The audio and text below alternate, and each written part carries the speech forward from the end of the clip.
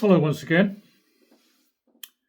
Now, most of you will know that I've spent a little time in Finland, and I must say I was very, very impressed.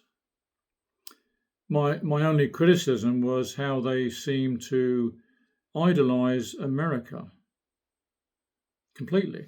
And I did speak out about it, but it fell on deaf ears. But what do I know? Well, I'll tell you what I know and what I feel. And bearing in mind, this is purely my opinion, nothing more. And today, my heart bleeds for Finland at a turning point in history. A very important thing is going on in history now. And it could have been Finland's place to host it, but sadly, it's not going to happen. And there was a time when Finland was ostensibly a neutral country, and very many international meetings took place there. The meeting between Trump and Putin in Helsinki on the 16th of July 2018. In September 1990, George W. Bush and Mikhail Gorbachev met in Helsinki. And the main item of the discussion was the Iraq invasion of Kuwait, later leading to the Gulf War. And we all know about what happened there and the debacle it became, and is still ongoing. And then again, President George W. Bush visited Finland again in 1991, I believe, and arranged a high-level meeting in Helsinki. Other participants including Boris Yeltsin of Russia and Helmut Kohl of the United Germany. President Bill Clinton travelled to Finland in 1997 to attend a summit meeting with President Boris Yeltsin, and also the First Lady Hillary Clinton travelled to Finland at that time. And she was very impressed by the leading role of women in Finnish society. And I'm certainly not a fan of Hillary Clinton, because in my opinion she is poison personified. However, she is still a member of the opposition.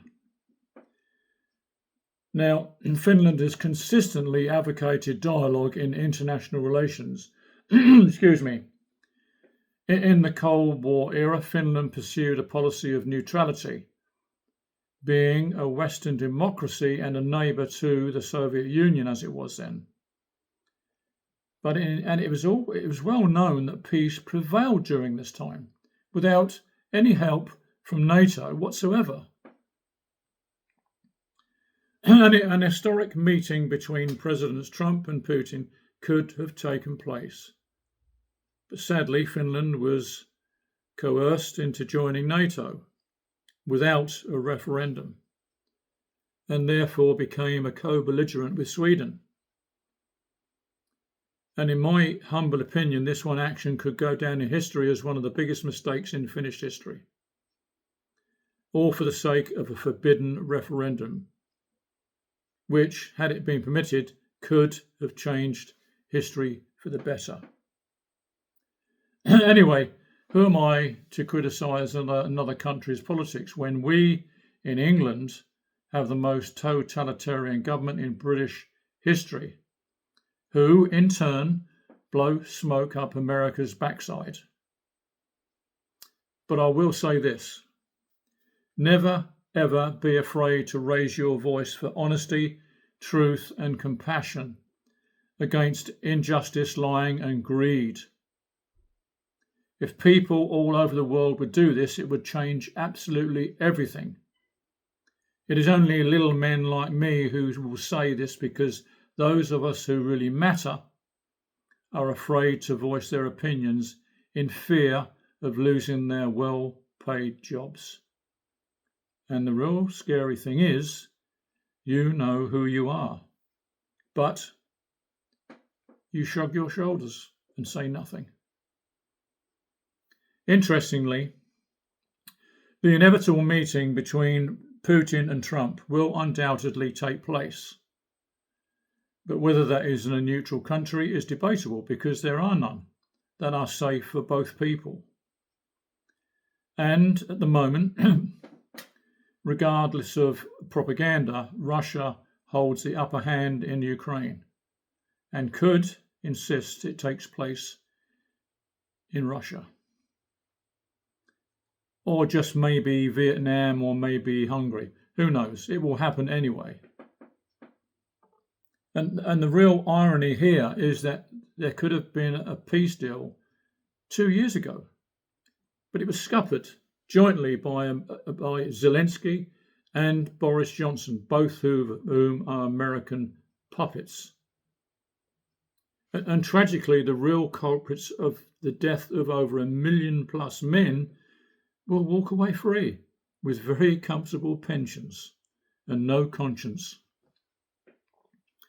But more importantly, the big elephant in the room is Israel, which is the real threat to world peace. Yes, we all know there's been a ceasefire, but will it last? Can it last? Many, many crimes have been committed, and many of the dead have yet to be found in the rubble. And people will never forget this. And an eye for an eye will once again prevail, unless apartheid society is crushed completely. And when I talk of America, I don't mean ordinary Americans. I mean the America that is run from within, the so-called deep state. And I would encourage anybody to buy and read Matt Kennard's book called The Racket. It brings home what America is, or the deep state of America really is about. And it explains the deep involvement of a rabid cabal inside a society that uses weaker or weakened country for its own ends. There's been dozens and dozens of them. And if you can't or you don't want to buy it, at least Google it and read up on the comments of it at least. It may surprise you. And while you're there, look up Matt Kennard's father, Peter Kennard, and his art. In fact, what I'll do, I'll leave a link to Peter Kennard's art. He's been an artist for many, many years, and he has written and created pictures about all the horrible things that have gone on in our world. And my last comment is about what is happening in America at the moment. It seems the Republicans are on a high with all the right people in place. Is it going to work? We shall see. And if you look at history, way, way back in history, when Britain was an enemy of America and Russia was an ally, things happened. Look it up. It's history to be read. And history, although it doesn't repeat itself, it certainly rhymes. So thank you very much for listening to me today. Thank you, and bye-bye.